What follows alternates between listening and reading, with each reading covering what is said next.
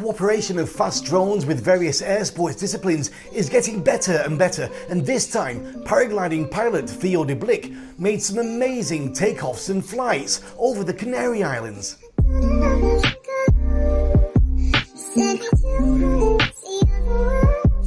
Without highly experienced FPV drone pilots, we wouldn't be able to show you the magic of flight in such an amazing way. And for me, it's starting to look even better than a video game. What do you think? It's so good to see that more and more people are starting to fly again, and this pandemic seems to be slowly slowing down.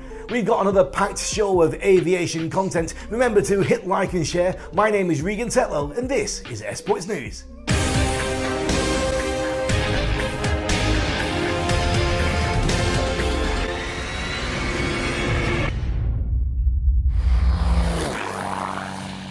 The first Qatar International Open Parachuting Championships took place from the 5th of February at the Doha Sea Line Drop Zone.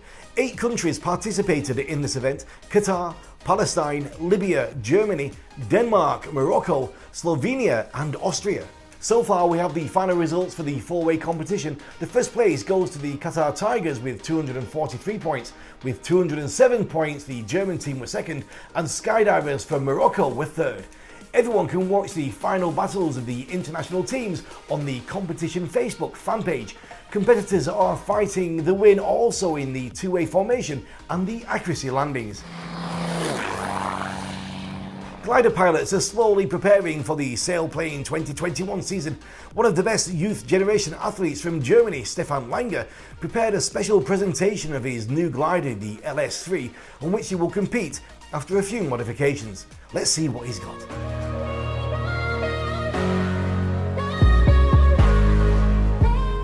Last year I was looking for the perfect glider to fly at the World Gliding Championships in club class.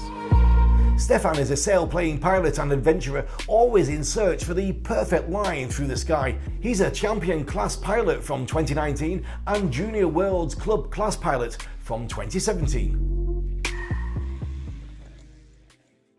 At my first test flight with an LS3, I made a huge 800-kilometer flight and directly fell in love with this type of glider. Fortunately, my teammate Uwe Walik borrowed me one of his LS3s, this time one with winglets, to participate in the pre-World Gliding Championships in France. At the end, we won this competition with 2 LS3s.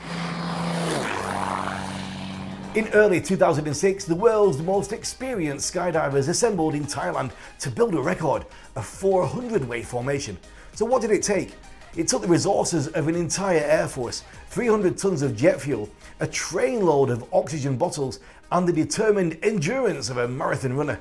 And now we're celebrating the 15th anniversary of this outstanding event.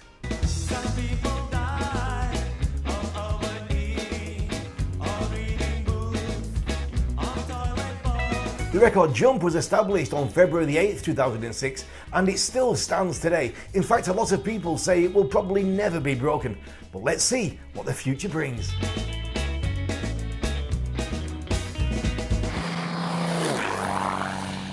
Because of the anniversary of that record, we've got a very special guest for you this week. This Belgian skydiver has made over 26,000 jumps so far. He's been an AFF instructor, he's been a tandem master, and he's also competed in canopy piloting. But he is best known worldwide as being one of the best freefall camera flyers and photographers that there has ever been. And of course, he helped to capture the footage of the 400-way formation. He's also an accomplished pianist. Let's catch up with Bruno Brokken. Today's a big celebration, really. 15 years since the 400-way in Thailand. Yes, it's exactly 15 years ago.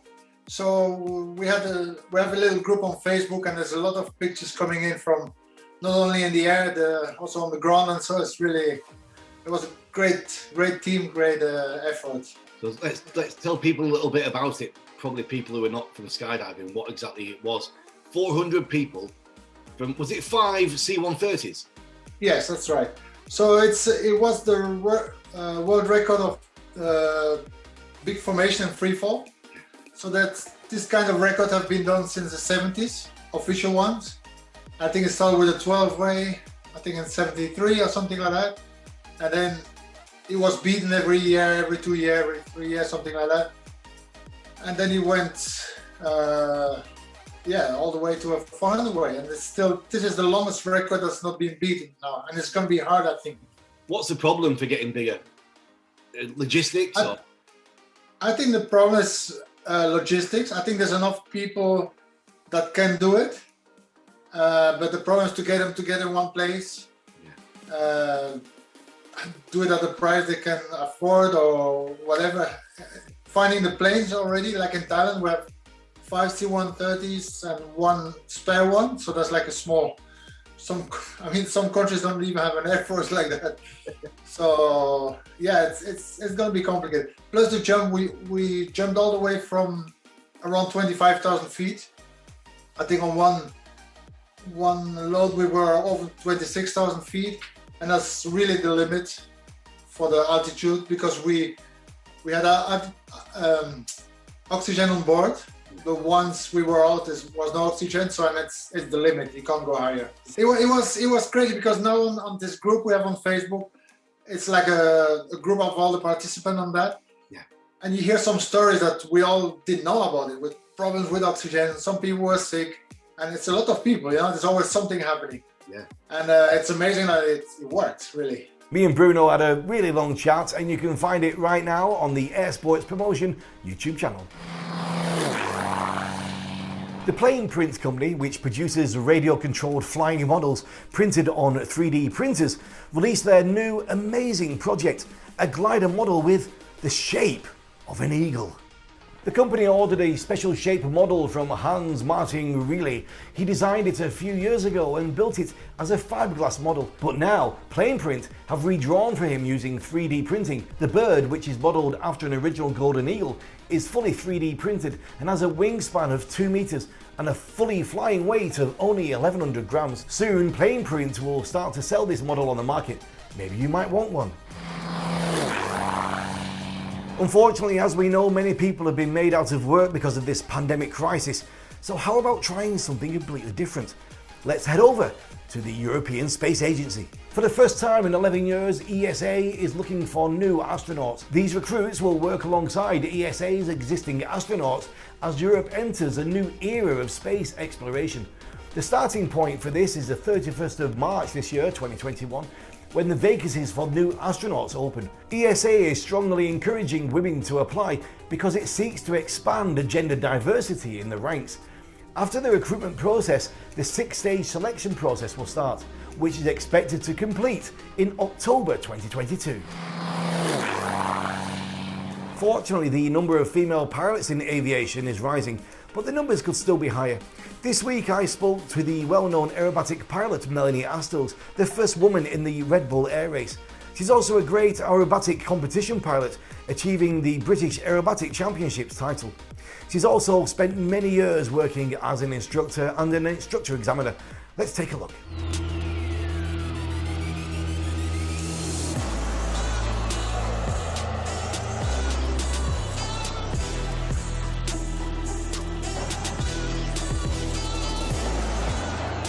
What's going on right now, Melanie? What's happening for you where you are with COVID and with the whole situation? What are you able to do right now?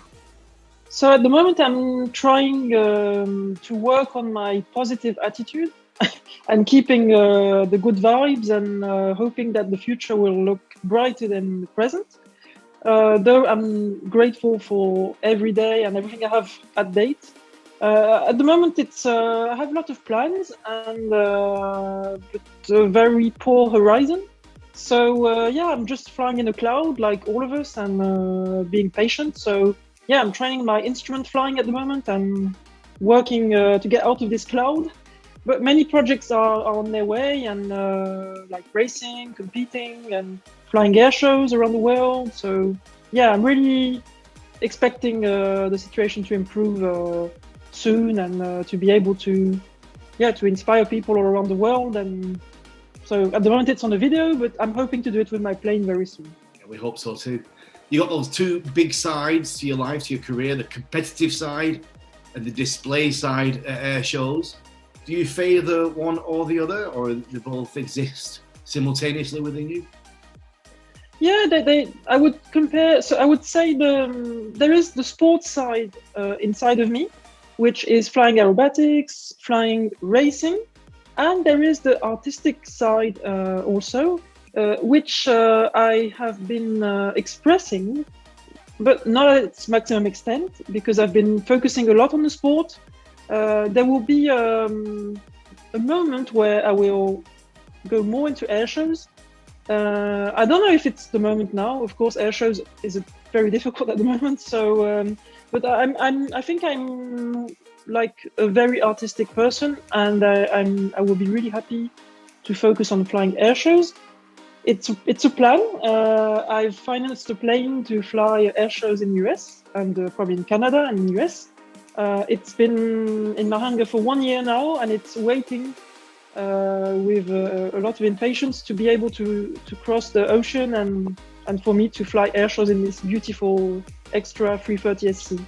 The full-length interview with Mélanie is now available on our YouTube channel. The number of drone pilots all over the world is growing dramatically. Maybe you have one of your own and you're making some smooth, nice flights or crashes over the neighborhood. But what if you want to take it up to the next level? Well, FPV Freestyles is taking drone flying to the whole new level. Mark Palvat has prepared a great tutorial video just for you. I've learned a lot, gotten some cool cinematic shots, and overall, they've allowed me to explore the world around me from a completely new perspective. But there's a whole other side of the FPV world that I haven't really explored. Freestyle. While the type of cinematic flying that I'm usually doing consists of smooth, swooping movements, freestyle flying takes it to a whole other level, with flips, spins, dives, and a whole bunch of impressive tricks that require extreme precision to pull off. Alright, so that's another day done. I don't feel like I made that much progress, but hey, I'm probably a little bit better than I was yesterday. So to motivate you a little bit more after Matt's tutorial, please take a look at the video from Abramov FPV channel. Some of the viewers suggest that it might be the beginning of an industrial revolution film.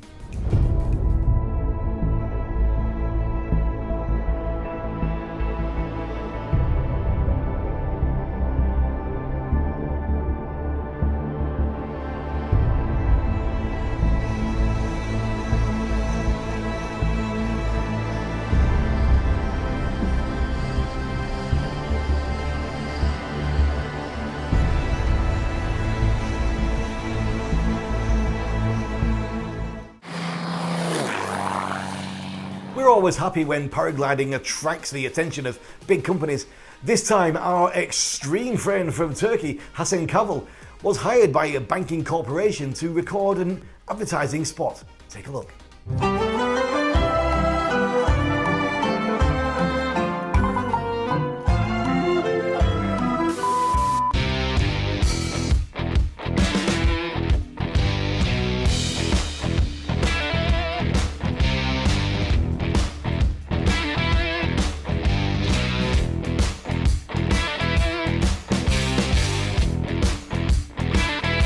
And now it's time for our Hero of the Week. Through interviews with pilots of all kinds across the USA, the Disciples of Flight movie explores the commitment and passion that some people feel towards aviation, despite the inherent dangers and the sacrifices that they must make to follow the religion of aviation.